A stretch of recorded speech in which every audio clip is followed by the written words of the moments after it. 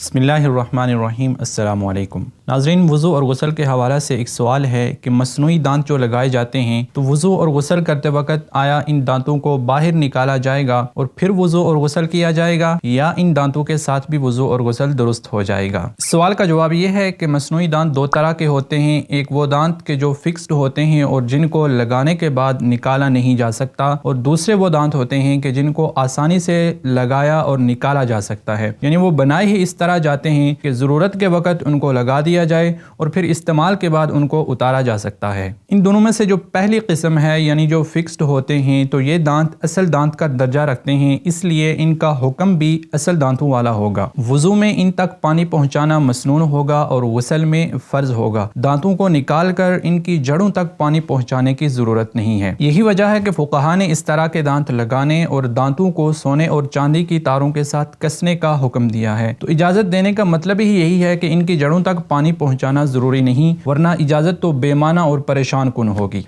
जबकि दांतों की जो दूसरी किस्म है यानी जो दांत फिक्स नहीं होते और उनको आसानी से निकाला और लगाया जा सकता है, तो ये दांत एक ज़ायद चीज़ का दर्जा रखते हैं, यानी वज़ू करते वक्त इनको निकाल कर इन तक पानी पहुंचाना मसनून होगा और गुस्ल करते वक्त इनको निकाल कर इनकी जड़ों तक पानी पहुंचाना फ़र्ज होगा। वजह उसकी ये है कि वज़ू के अंदर कुल्ली करना तो सुन्नत है और कुल्ली की सुन्नत उस वक्त तक अदा नहीं होगी जब तक इन दांतों को निकाल कर इनकी जड़ों तक अच्छी तरह से पानी पहुंचाया ना जाए, और गुस्ल के अंदर कुल्ली करना फर्ज होगा। लिहाजा इन दांतों को निकाल कर इनकी जड़ों तक पहुंचाने के बाद ही कुल्ली का फर्ज अदा होगा। अलगर्ज खुलासा ये हुआ कि जो दांत आसानी से निकाले जा सकते हैं इनको निकाल कर कुल्ली की जाए, और जो दांत आसानी से नहीं निकाले जा सकते बल्कि वो फिक्स्ड होते हैं तो उनको निकाला नहीं जाएगा बल्कि उनके साथ ही कुल्ली की जाएगी और वज़ू और गुस्ल दुरुस्त हो जाएगा। इसी से मिलता जुलता एक और मसला है कि अगर किसी का बाजू या किसी की टांग कट गई है और उसने सर्जरी करवा कर मसनूई बाजू या मसनूई टांग लगवा ली है, तो अब क्या वज़ू और गुस्ल करते वक्त वो मसनूई टांग या बाजू को उतारेगा फिर वज़ू और गुस्ल करेगा या इन्हीं पाँव और इन्हीं हाथों को वो धो डालेगा? तो इसका जवाब यह है कि मसनूई आज़ा के अहकाम भी वज़ू और गुस्ल में उसी तरह हैं जिस तरह हमने मसनूई दांतों के बारे में बयान किया। यानी अगर